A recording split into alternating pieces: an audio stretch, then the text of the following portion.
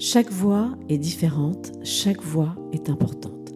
Que tu sois timide ou introverti, amateur, débutant, sache qu'il n'est jamais trop tard pour développer des talents d'artiste, de chanteur, d'orateur, de conférencier, de podcasteur, de youtubeur.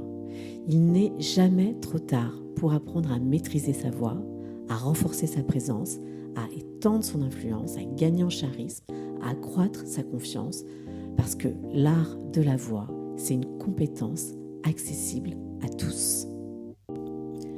Bienvenue sur le podcast des cordes décomplexées. Je suis Nadia Elmanseur, coach vocal, artiste et chanteuse.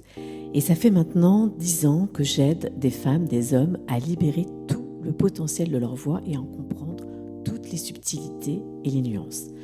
Chaque semaine, dans ce podcast, je vais partager avec toi des conseils pratiques et des anecdotes pour t'aider à libérer tout le potentiel de ta voix. Si tu apprécies ce podcast, je t'invite à le partager à tes proches et à laisser une note positive pour soutenir le podcast. J'aime pas ma voix. Je déteste écouter ma voix, je déteste l'entendre, ma voix.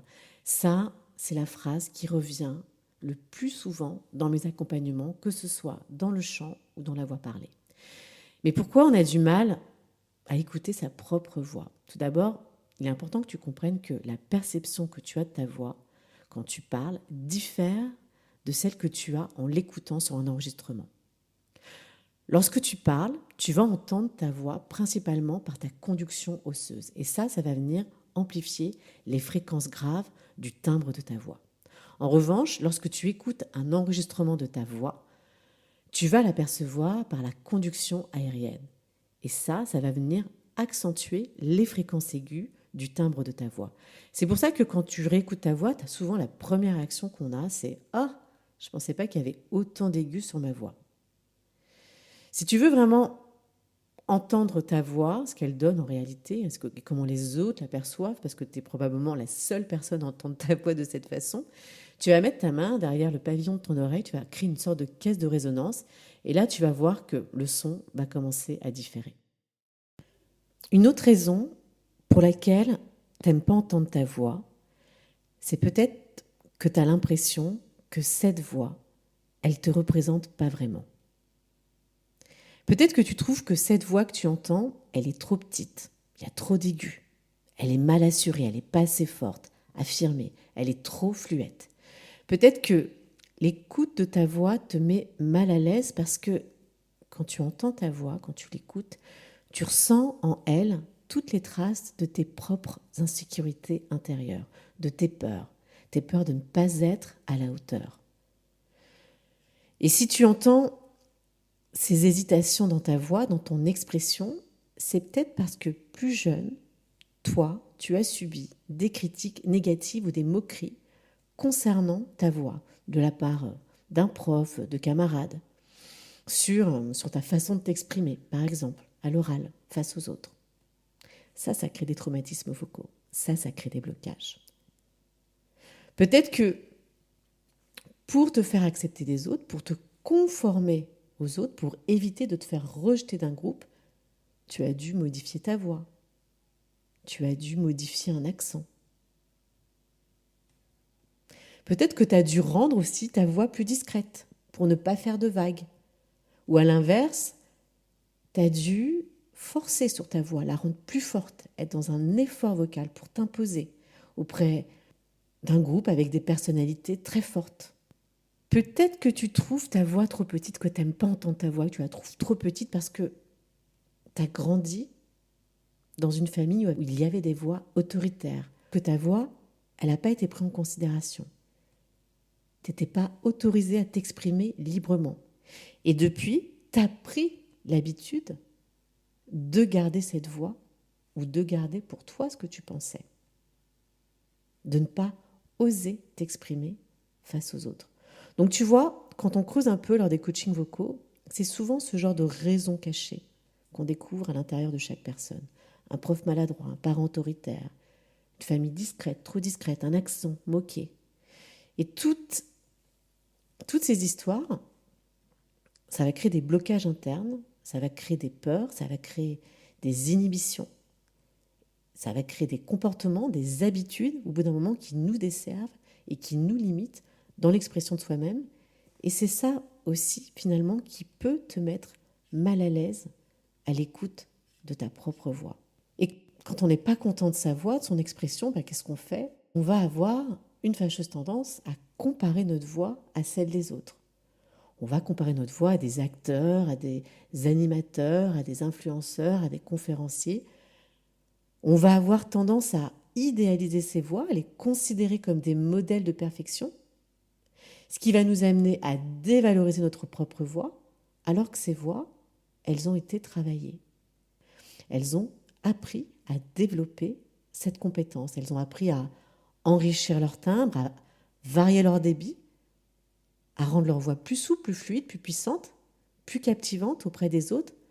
À travers la pratique, elles ont appris à normaliser leur prise de parole. Donc pour conclure, est-ce qu'un jour, l'écoute de ta voix va devenir plus facile? Je vais te dire oui. Oui, parce que quand tu travailles avec ta voix, si tu fais des vidéos, si tu es sur les réseaux, si tu fais des podcasts, tu es amené à travailler sur ta propre matière à toi, comme un artiste, comme un chanteur. Donc tu es confronté à l'écoute de ta voix. Et tu vas voir que finalement, c'est un mal pour un bien, parce que ça va te permettre de dépasser tout un tas de peurs et d'affiner l'expression de ta voix. Tu vas apprendre à t'aligner de plus en plus avec qui tu es, avec ton essence, avec ton être. Tu vas de plus en plus impliquer ton corps, parce que ton corps, c'est ton instrument. Tu vas, par la pratique de ta prise de parole ou de ton chant, amener à normaliser. Tu vas investir beaucoup plus ta gestuelle, ton regard.